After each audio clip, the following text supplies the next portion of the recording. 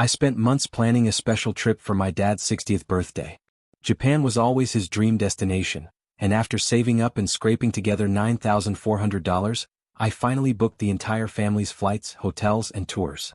I wanted this to be perfect, a once-in-a-lifetime experience to show him how much he means to us. Everything was set. I sent my dad a little teaser photo of the Tokyo skyline, and his excitement was through the roof. My siblings and I were buzzing with plans, deciding which shrines to visit, where to try sushi, and even the cherry blossom spots we'd catch. Then, just 3 days before we were supposed to fly out, I got a text from the travel agent. The exact words still hit me like a punch. "We gave your spot to another customer." I stared at my phone for a full minute, convinced I had read it wrong. There had to be some mistake. I called immediately, trying to stay calm, but the agent sounded apologetic and said they had overbooked and that my reservation was no longer valid. I begged for an explanation, but it was the same story: no room, no flights. They offered to refund the money, but by then tickets had skyrocketed, and no one could guarantee availability anymore. I felt like the ground had been pulled from under me. All those plans, all the excitement, vanished overnight. I had put my heart, time, and a lot of money into this trip for my dad, and now it was gone. My siblings tried to cheer me up, suggesting we postpone or try another destination, but it didn't feel the same. I kept thinking about how I'd ruined the perfect birthday surprise. In the end, we managed to piece together a smaller, local celebration for Dad's birthday. It wasn't Japan, but we made it special in our own way. Still, I can't shake that frustration and sadness. I just wanted to give him the trip of a lifetime, and it slipped through my fingers because of a careless booking mistake. If you're thinking of booking a big trip through an agent, double-check everything and get confirmations directly. I learned the hard way. After that initial shock, I spent the next couple of days trying to fix things. I reached out to the travel agent repeatedly, hoping for some kind of solution or at least an upgrade to a better package to make up for the disaster. But every time, it was the same empty apologies and vague promises that never materialized. I even checked with airlines and hotels myself, but prices had doubled, sometimes even tripled. It was impossible to get anything close to what I originally booked without blowing our budget completely. I felt trapped, like all my hard work was slipping through my fingers and there was nothing I could do to stop it. My dad was trying to stay positive, but I could see the disappointment in his eyes when I told him what happened. His 60th birthday wasn't going to be the adventure we all dreamed of, and that broke my heart. I kept replaying every step of the booking process in my head, wondering if I missed some warning sign or if I should have booked everything myself instead of trusting the agent.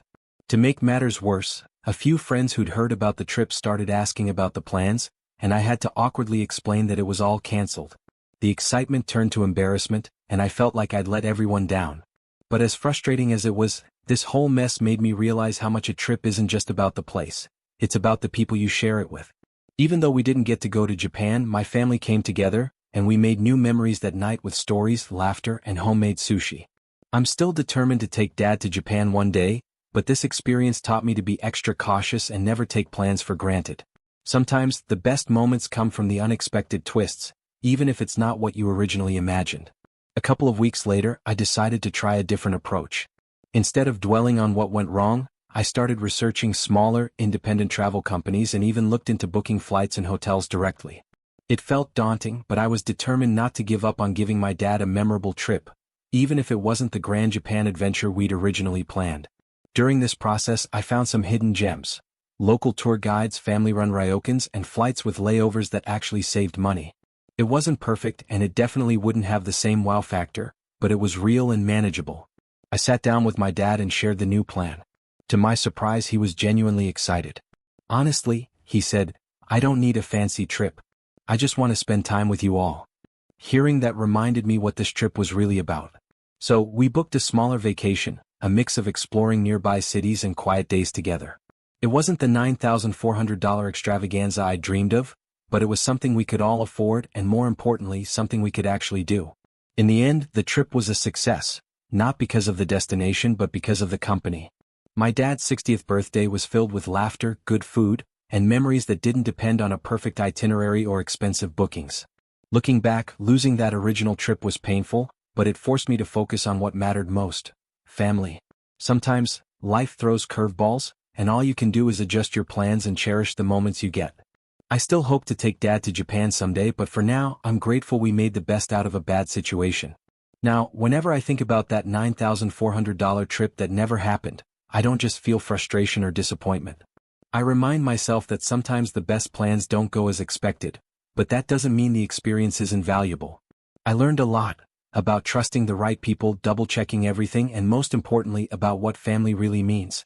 The trip wasn't just about ticking off destinations on a map, it was about creating moments together no matter where we were.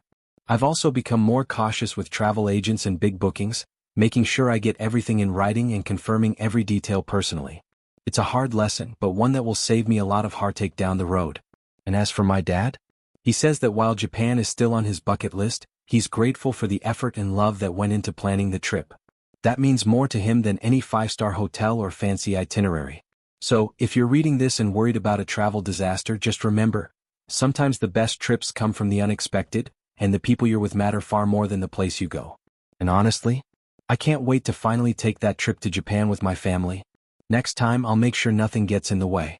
Since that whole ordeal, I've been slowly saving again, this time with a more cautious mindset. I've started learning Japanese alongside my dad, turning what could have been a disappointment into something we share and enjoy together.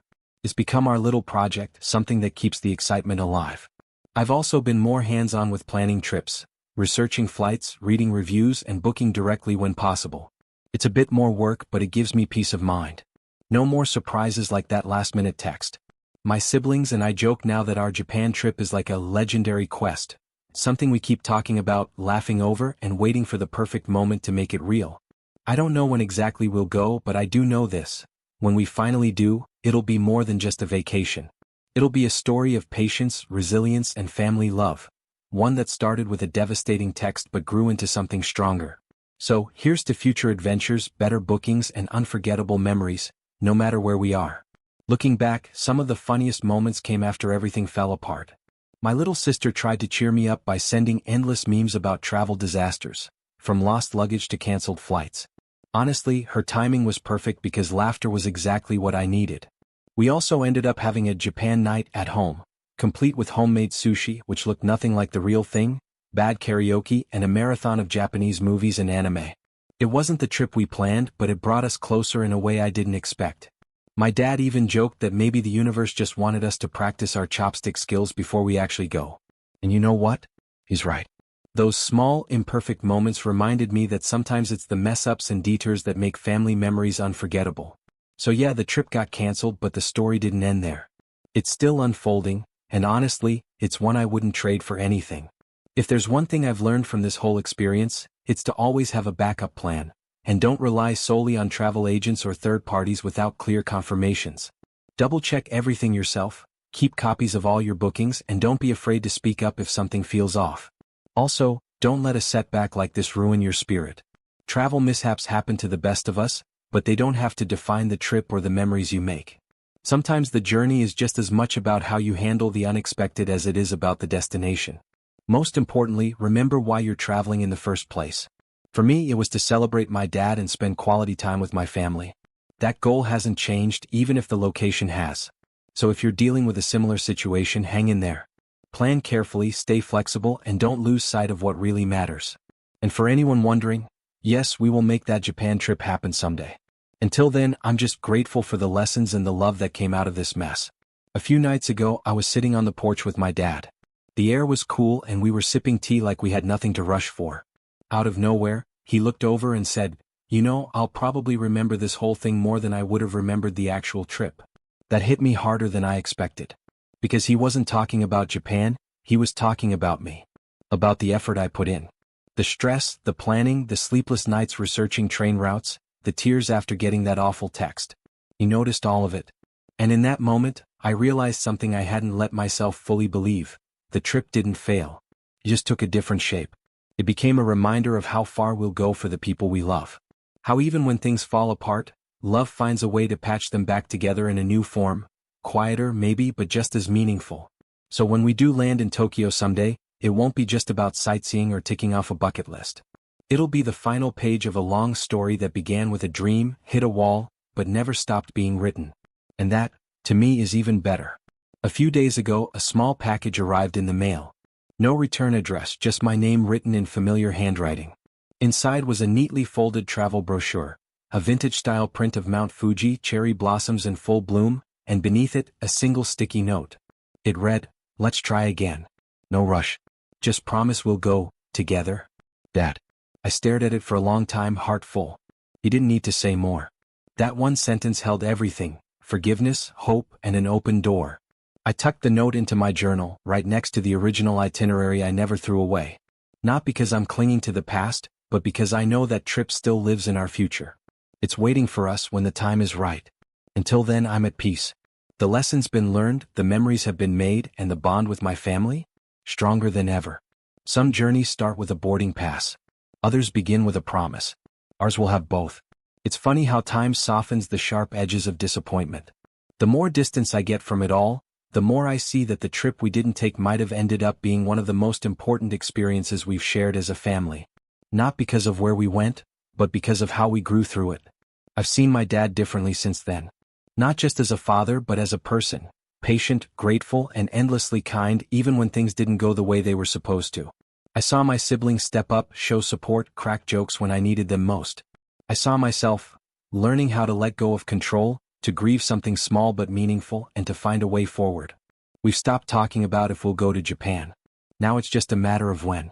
And when we do finally board that plane, I won't be thinking about the missed flight or the text that changed everything.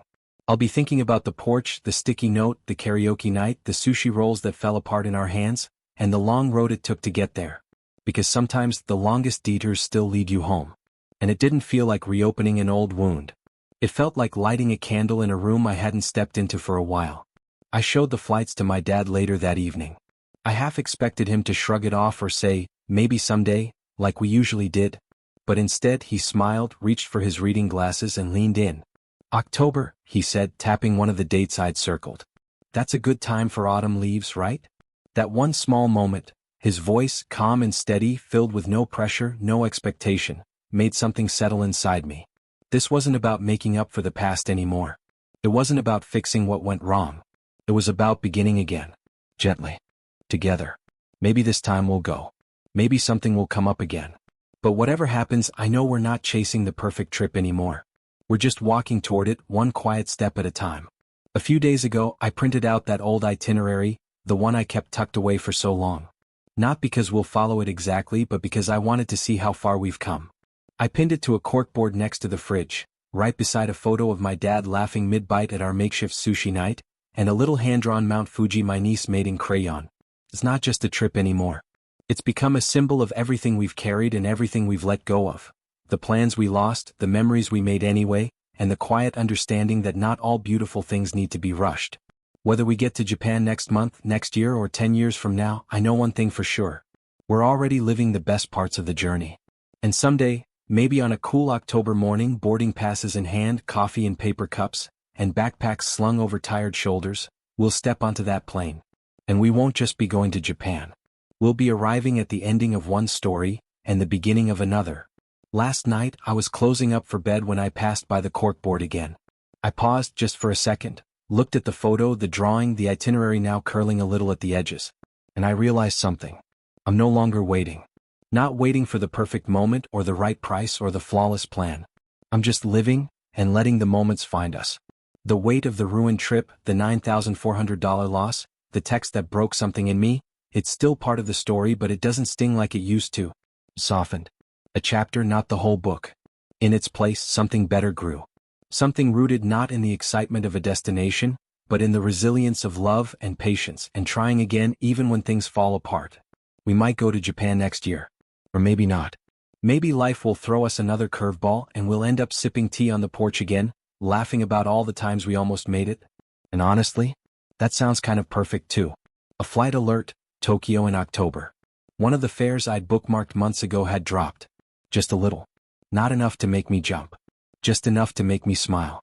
I didn't book it. I didn't even click through. But I left the email open. It sat there beside unread messages and bills and reminders. And for once it didn't feel like a task. It felt like a window. A gentle knock. A quiet, when you're ready. And maybe that's the whole lesson. That readiness doesn't come in a rush of certainty, or a perfectly timed alert. It comes in small, steady signs. In laughter shared. In plans remade. In knowing that love, real love, waits. Not passively but patiently. We may never go exactly when we thought we would. But I know now that we'll go when we're meant to. And when that day comes, it won't feel like the start of something. It'll feel like coming home to a dream we've already lived in pieces. In sushi nights, porch tea, and every quiet someday, spoken out loud. Until then, I'll keep the window open. Tonight, I stood outside and looked up at the sky, clear, endless, and quiet. The cherry blossoms aren't blooming here, of course.